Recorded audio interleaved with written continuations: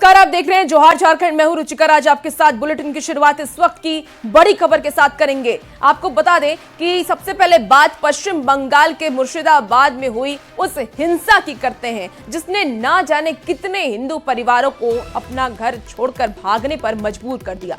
खुद को असुरक्षित महसूस कर रहे हिंदू झारखंड के पाकुड़ और साहिबगंज में शरण ले रहे हैं। पलायन कर रहे लोगों का यह साफ कहना है कि एक विशेष समुदाय के लोग मुर्शिदाबाद में जमकर आतंक फैला रहे हैं। हिंदुओं को परेशान किया जा रहा है, उनके घरों को जलाया जा रहा है। आपको बता दें कि हिंसा को बढ़ते देख कोलकाता हाईकोर्ट के निर्देश पर केंद्रीय बल की तैनाती की गई है, जिसके बाद हालात में कुछ सुधार हुआ है। तो बड़ी खबर आपको बता रहे हैं पाकुड़ से, जहां पर देखिए किस तरीके से बंगाल से झारखंड आने को लोग मजबूर हो गए हैं, क्योंकि वहां हिंदुओं के साथ हिंसा की जा रही है, उन्हें पीटा जा रहा है। ওই তো আমার বাড়ি হচ্ছে গরুহাট, মানে খুব মানে মুসলিমদের অত্যাচার হচ্ছে, ওই জন্য আমরা ভয়ে পালিয়ে এসেছি। রাত্রে সারা রাত ঘুম হয়নি। আমার দুটো মেয়েকে নিয়ে থাকি, কোনো ছেলে নাই বাড়িতে, তাই আমরা ভয়ে পালিয়ে এসেছি পাকুড়ে বাবার বাড়ি। কি ধরনের ওই তো মানে দেখছি ছাদ থেকে খুব বম চালাচালি হচ্ছে, ঘর বাড়ি পুড়িয়ে দিচ্ছে, সবই দেখতে পাচ্ছি। ভয় লাগছে, আতঙ্ক লাগছে আমাদেরকে। আর ভাবছি যে আমাদের উপরে অত্যাচার করবে। ওই যে আমাদের ওখানে মিছিলের নামে মানে শপিং মল, শোরুম, তারপরে ফোনের দোকান, ফ্রিজ, এসি সব ভাঙচুর চালিয়েছে, হিন্দুদের ওপর অত্যাচার করছে। বম গুলি হিন্দুদের সব বাড়িগুলো পুড়িয়ে দিয়েছে, তারপরে আমাদের ওপর অত্যাচার হচ্ছে। ওখানকার প্রশাসন আপনাদের সাথ দিচ্ছে না? পুলিশগুলো তো কোনো কিছু করছে না, কিন্তু কেন্দ্রীয় বাহিনীগুলো টহল দিচ্ছে এদিকে ওদিকে, কিন্তু লেট হয়ে যাচ্ছে না, মানে ঠিক মতো আমরা নিরাপত্তা পাচ্ছি না। আমরা সেটা আমাদের এই তো ঘরে ঘরে হামলা করছে, গলাতে ছেনি ধরে ঘরে লুটপাট করছে। আমরা বাধ্য হচ্ছি লুটপাট করতে দিতে, পেট্রোল জ্বালিয়ে দিচ্ছে, ঘরে চিন্তা করছে, মেয়েদের উপরে অত্যাচার করছে। ভয়ে সব পালাতে বাধ্য হয়েছে বললে আমরাও এসেছি। वो जो हमारा गांव है मुर्शिदाबाद जिला के शमशेरगंज थाने में, तो वहाँ पे सब मुस्लिम लोग हमारे ऊपर आतंक फैला रखा है, तो हम लोग डर से यहाँ आ चुके हैं। बहुत ज़्यादा बदतमीज हो चुके हैं वो लोग, तो इसीलिए हम लोग हमारे फैमिली के साथ यहाँ आ चुके हैं।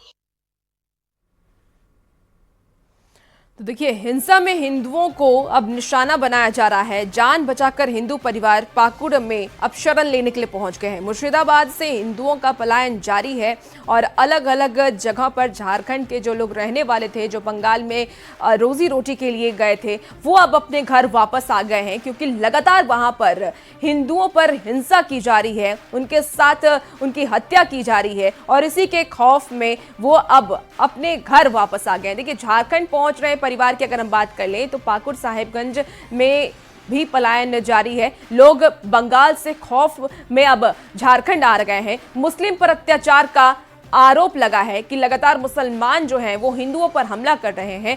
पाकुड़ पहुंच रहे लोग हैं और उसकी भी तस्वीर हम आपको दिखा रहे हैं। बम विस्फोट से में रहना मुश्किल है।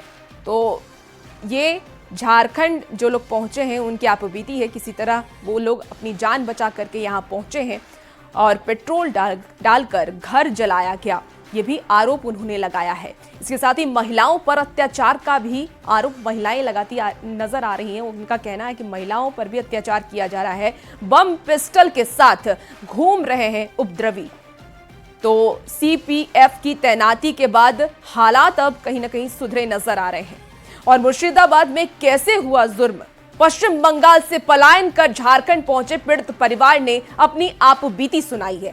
कहा कि लूट हुई, दुकानें जला दी गई, मुसलमानों ने हमला किया, वो घर में घुस गए, सब कुछ लूट लिया, चीजों को तोड़ दिया और सभी पैसे भी ले गए। बीएसएफ के आने के बाद उन्हें बचाने तक 4 घंटे तक हमला भी जारी रहा।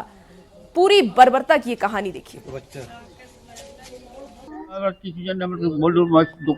দোকান থেকে সব লেখা লাগা, দোকান সকালবেলা খুলে টুলে বাইরে বসে থেকে এসে তখন ভাড়া দরজাতে সব বললো বাড়ি মারতালে ইট চালাতে লাগলো, রাস্তার দরজা ভেঙে দিল। তারপরে আমার টিভি আছে, আমার আইন আছে, টেবিল আছে, মিষ্টি ফার্নিচার আছে আমার। আপনারা এখানে? আমরা রাত্রি তো এলো তো BSF 4টা বাজছে, 4টা যখন BSF আইলো তো BSF ভাই हमको पहुंचा दो भाई, हमारा जान खत्म हो गया। দোকান লাগা ছিল, ওরা ওদিক থেকে হুড়ুম ধুড়ুম করে এলো সব। তখন তাড়াতাড়ি করে দরজা লাগলাম, 4টা দরজা আমার ওই ঘরে, দোকান ঘরে। আর গোটা ঘরে সব ফ্যামিলি আছে, সব মিষ্টির জিনিস আছে, সব আলমারি আছে, আমার সুকেশ টুকেশ যত যা ছিল দিয়ে দরজা ঢুকে সব যত যা সব বাইর করে নিল, ভর চৌকি ভেঙে দিলে। টাকা পয়সা আমার আলমারিতে ছিল, বাবু সোনা দানা ছিল, আমার টাকা পয়সা আমার ওখানেই থাকে, আমার আলমারিতে থাকে। সে টাকা পয়সা সব আমার নিয়ে চলে গেল। ভাঙার পর আমি উপরে গেলাম, উপরে যে এসে আরও আসছে, আর দুটো বন্ধু ছিল, দুটো বন্ধু দেখতে পেয়েছি, এসারে দেওয়ারকে ডেকেছি, ওরা এসে সাথ দিয়েছে। আরও কিছু কিছু বন্ধু ছিল, ফুলতলার ছিল, আবি জাবি ছিল, গ্রামের কিছু ছিল, ওরা এসে আমাদেরকে হেল্প করেছে। আর কিন্তু যারা আলগা ওরা মুখে পাট্টি নিয়েছিল, মনসার মন্দিরের মুখ যেটা ছিল ওটা আমার বন্ধুরা সব মানা করছিল ভাঙিস না, ওটা কেউ শুনেনি, ওটা পাঁচিল ভেঙে দিয়েছে। তো ওখানকার যে স্থানীয় মানে কি ওরা মুসলিম সমাজের লোক ছিল কি অন্য সমাজের লোক ছিল? না, আমাদের মুসলিমের ছিল, বন্ধু ছিল, ওরা বাঁচিয়েছে। ওরাই বেঁচে। ভাটচুক করে মধ্যে আমরা দাওয়াল টোপে পালিয়ে গেছি, আমরা 3 জন মিলে, আমার ছেলের বউ, ছেলে, আমি, একটা ভিআইবিটি। কত লোক এসেছিল ওরা? ওরা কত লোক ছিল, অনেক লোক ছিল ধরে। তো আপনার বাড়ি এখন কেমন আছে? কিছুই নাই, ওরা পুড়িয়ে শেষ করে দিয়েছে। কিচ্ছু নাই, আমার ছেলে তো পুড়ে মরে যেত। तो वहीं देखिए, अब इस पूरे मामले पर सियासत भी तेज हो गई है। जेएमएम कांग्रेस और बीजेपी ने ममता सरकार से आरोपियों पर कार्रवाई की मांग की। बनर्जी के संरक्षण में ही ये सारी घटनाएं हो रही है, उन्हीं का संरक्षण प्राप्त है। अन्यथा कोई कितना भी बड़ा दंगाई क्यों न हो, शासन प्रशासन के आगे क्या चीज है। लेकिन जब सरकार ही उसको संरक्षण दे, पुलिस ही उसको संरक्षण दे, तो दिमाग तो जिहादी रहेगा, जिहाद तो करेंगे। दुर्भाग्यजनक है। वहां की राज्य सरकार को इस पर त्वरित कार्रवाई करनी चाहिए, कड़ी कार्रवाई करनी चाहिए।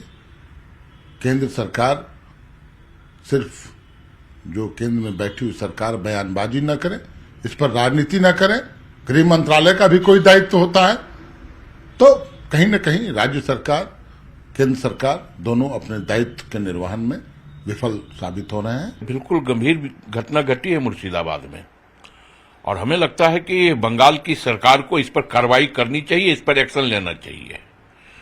लोकतंत्र में विरोध करना ये एक अच्छी पहल है, एक अच्छी बात है, लेकिन विरोध का स्वरूप हिंसात्मक हो और सरकार अगर खामोश हो तो यह बिल्कुल ठीक नहीं है, बिल्कुल उचित नहीं है। हमें लगता है कि पश्चिम बंगाल की सरकार हिंसा रोकने में या तो देर की या हिंसा रुकी नहीं, तो कहीं न कहीं ये बंगाल के लिए भी उचित नहीं है, लोकतंत्र के लिए भी ठीक नहीं है।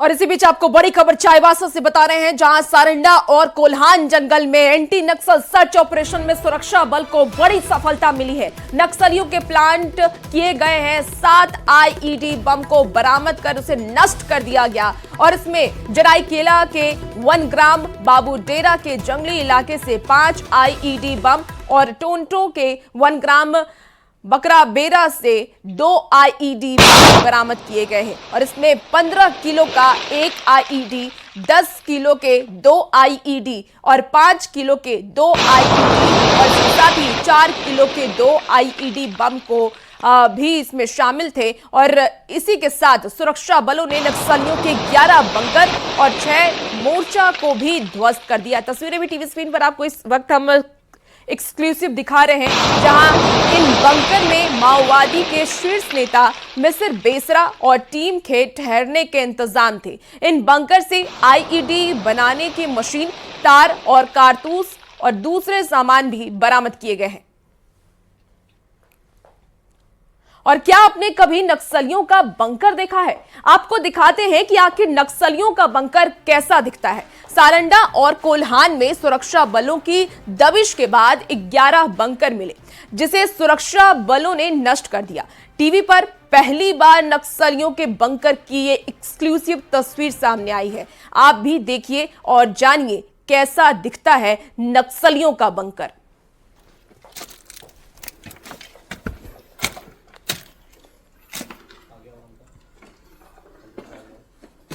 और देखिए, ये चाईबासा से आपको तस्वीर दिखा रहे हैं। पहली बार आप बंकर की ये तस्वीर देख रहे हैं, जहां न्यूज़ 18 पर सबसे पहले ये एक्सक्लूसिव तस्वीर हम आप तक पहुंचा रहे हैं। मिस्टर बेसरा और टीम यहां पर ठहरती थी। इसी बंकर की ये तस्वीर है और बंकर से कई तबाही के सामान भी मिले हैं और आईईडी के सामान, कारतूस भी फिलहाल जब्त कर लिए गए हैं। उसे कई आईईडी को नष्ट भी किया गया है। तो नक्सलियों के बंकर की ये सबसे पहली जो तस्वीर है वो आप न्यूज़ 18 बिहार झारखंड पर देख पा रहे हैं। ये एक्सक्लूसिव तस्वीर हम आपको दिखा रहे हैं। और लातेहार से आपको बड़ी खबर बताएं, जहां भाकपा माओवादियों ने हथियार डाले हैं। 2 हार्डकोर नक्सली ने सिलेंडर किया है। आपको बता दें कि छोटू खरवार के दस्ते का ये सदस्य है। अमरजीत और मिथिलेश का सरेंडर हुआ है। लातेहार और छत्तीसगढ़ में ये दोनों एक्टिव था। सरकार की सरेंडर पॉलिसी का असर अब देखने को मिल रहा है। पुलिस की 2 टुक सरेंडर करें या गोली खाएं वाले ऑपरेशन में इन लोगों ने सरेंडर कर दिया है। बड़ी खबर आपको लातेहार से दिखा रहे हैं, जहां पुलिस ने जो अभियान चलाया उसका असर अब साफ तौर पर देखने को मिल रहा है। अपराधियों में खौफ देखा जा रहा है। जो आत्मसमर्पण का हम लोगों ने आयोजन किया है, इसमें बलरामपुर जिला छत्तीसगढ़ राज्य के रहने वाले 2 व्यक्ति हैं, जिन्होंने हमारे समक्ष सीओ 11 बटालियन के समक्ष आत्मसमर्पण किया है। इनका नाम है अमरजीत बिरिजिया और मिथिलेश कोरवा। ये पुंदाग और चुनचुनिया पहाड़ी के रहने वाले हैं, बलरामपुर जिला के। जो नक्सली महसूस कर रहे हैं कि अब ज़्यादा पुलिस फोर्स के पास लड़ने से कोई फ़ायदा नहीं है, जितना हो सकेगा उनका नुकसान। और जो हमारे होम मिनिस्टर साहब ने भी कहा है कि ये साल आखिरी साल है नक्सलियों का, तो आपके ज़रिए पैगाम है कि या तो सरेंडर करें या पुलिस फोर्स का गोली खाने के लिए तैयार है। और झारखंड में बढ़ते अपराध को लेकर के बाबूलाल मरांडी ने हेमंत सरकार को घेरा है। सोशल मीडिया एक्स पर उन्होंने पोस्ट किया और लिखा कि राजधानी रांची में अपराधियों का दुस्साहस इस कदर बढ़ गया है कि अब वो दिन दहाड़े बंदूक की नोक पर लाखों रुपए लूटकर फरार हो रहे हैं। चौंकाने वाली बात तो यह है कि यह वारदात उस इलाके में हुई है जहां मुख्यमंत्री, गृह मंत्री और विधानसभा अध्यक्ष जैसे प्रमुख लोगों के आवास स्थित है। यदि हेमंत सोरेन की पत्नी अपनी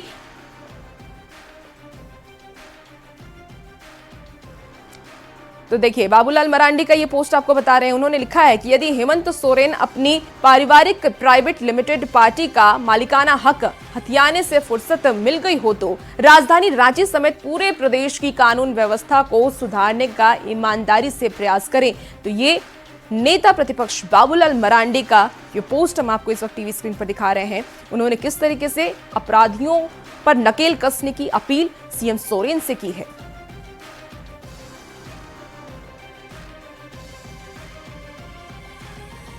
और हजारीबाग में पेट्रोल पंप मैनेजर की हत्या को लेकर भी बाबूलाल मरांडी ने हेमंत सरकार पर निशाना साधा है। सोशल मीडिया एक्स पर उन्होंने पोस्ट कर लिखा है कि पेट्रोल पंप मैनेजर की हत्या और 16 लाख रुपए लूट की घटना से वो काफी दुखी हैं। झारखंड में पूरी तरह से जंगल राज बन चुका है और एक और दुर्गा सोरेन जी के संघर्षों से खड़ी की गई विरासत पर आज हेमंत सोरेन खुद की ताजपोशी में व्यस्त नजर आ रहे हैं। दूसरी ओर अपराधी खुलेआम हत्या कर तांडव मचा रहे हैं। हजारीबाग में कुछ दिन पहले हुई एनटीपीसी अधिकारी की हत्या अभी भी लोगों के मन मस्तिष्क में ताजा है और पेट्रोल पंप मैनेजर की हत्या ने उन्हें फिर से झकझोर दिया है।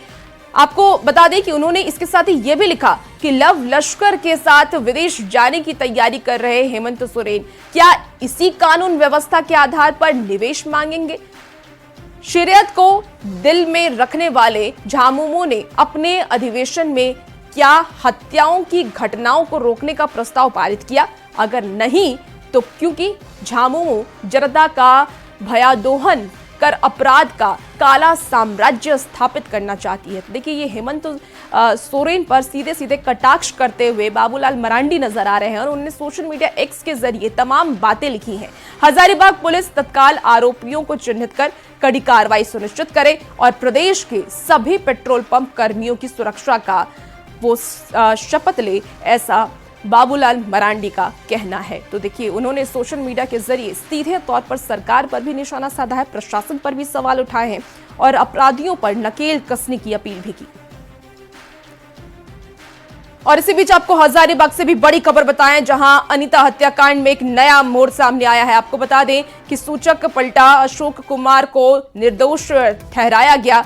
कोर्ट में शपथ पत्र दाखिल कर मृतका के भाई ने आरोप को वापस लिया है। बड़ी खबर आपको अनीता हत्याकांड से जुड़ी हुई बता रहे हैं, जहां अब इस पर एक नया मोड़ सामने आ गया है।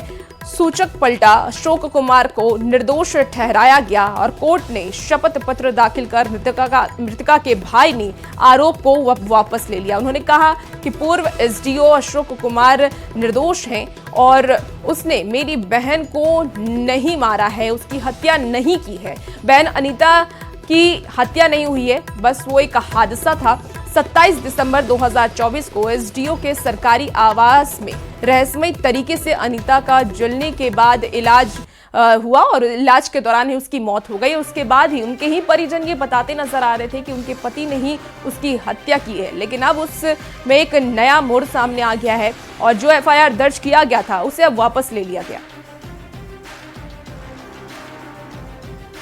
एसडीएम सदा लाइट नहीं मार रहा। उसके पिताजी दुर्योधन साहब, उसका छोटा भाई श्रीरंजन कुमार और उसका छोटा भाई की पत्नी रिंकू देवी का गिरफ्तारी जब तक नहीं होगा हम लोग यहाँ से हिलने वाले नहीं है। उपायुक्त महोदय को बुलाया जाए, मैं आप लोग से आग्रह करता हूँ उपायुक्त महोदय यहाँ आवे, आरक्षी अधीक्षक महोदय यहाँ आवे और वो चारों का अभी से अविलंब गिरफ्तारी हो। हत्या करके बाबू साहब बन के घूम रहा है हर जगह हम लोग को। हजारीबाग सदर अनुमंडल क्षेत्र के तत्कालीन एसडीओ अशोक कुमार की पत्नी जलकर मौत मामले में एक नया मोड़ सामने आ रहा है। बता दें कि यह जो मामला है न्यायालय में चल रहा था। अगर बात हम करें तो 26 दिसंबर 2024 को जो है तत्कालीन एसडीओ अशोक कुमार की पत्नी अनीता देवी का जो है वो सरकारी आवास में ही जली थी और उसके बाद इलाज के दौरान मौत हो गई थी। बता दें कि इस मामले में उनके भाई राजकुमार गुप्ता ने अपने ही जीजा अशोक कुमार पर उनके परिजनों पर जलाकर जो है हत्या करने का आरोप लगाया था। बता दें कि उनकी गिरफ्तारी को लेकर जो है हजारीबाग में लोसिंगना थाना का जो है घेराव भी हुआ था। इसके अलावा जो है उनके परिजन और आस पड़ोस के लोगों ने जो है कैंडल मार्च भी निकाला था। बता दें कि यहाँ के जो है तमाम जनप्रतिनिधि भी उसमें शामिल हुए थे और उनकी गिरफ्तारी की मांग कर रहे थे। बता दें कि एसडीओ अशोक कुमार की गिरफ्तारी रांची से हुई थी और उसके बाद जो है वे हजारीबाग के जो सेंट्रल जेल है वहां पर बंद है। बता दें कि विगत दिनों में यह एक मामला फिर से सामने आता है और उसके बाद यह जो है क्षेत्र में चर्चा का विषय बना हुआ है कि सूचक राजकुमार जो है गुप्ता जो है उन्होंने एक शपथ पत्र दिया है और उसमें कहा है कि जो उन्होंने हत्या का आरोप लगाया था उसके बारे में बताया कि वह जो कोई हत्या नहीं थी, वह एक दुर्घटना था, दुर्घटना में जलकर उनकी मौत हुई थी। हालांकि उन्होंने कहा है कि निराधार जो है यह पूरा मामला है, इसको लेकर जो है अभी चर्चा का विषय बना हुआ है। देखने वाली बात होगी कि यह जो पूरा मामला है, जो यूटर्न का जो है वो केस का जो मामला सामने आ रहा है, इस पर न्यायालय क्या कुछ फैसला लेती है और आगे की कार्रवाई होती है। सुशांत सोनी, न्यूज 18 हजारीबाग। और इसी बीच आपको गुमला से भी बड़ी खबर बताए, जहां शादी समारोह में नाबालिग से गैंगरेप की गई है। 4 दिन तक डर से चुप रही थी पीड़िता। परिवार वालों ने पुलिस में इसको लेकर के शिकायत दर्ज की और आरोपी की तलाश में अब पुलिस जुटी हुई है। ससई थाना क्षेत्र का ये पूरा मामला सामने आया है। बड़ी खबर आपको गुमला से बता रहे हैं। और इसी बीच आपको बड़ी खबर राजधानी रांची से भी बताया, जहां झारखंड जनजातीय परामर्श समिति की आज बैठक हुई है। सीएम हेमंत सोरेन की अध्यक्षता में यह बैठक हुई। चमरा लिंडा समेत अन्य सदस्य भी इसमें शामिल हुए। आपको जानकारी दे दें कि सीएनटी एक्ट और पेशा कानून पर चर्चा होगी और साथ ही अनुसूचित जनजाति के विकास पर भी चर्चा होगी।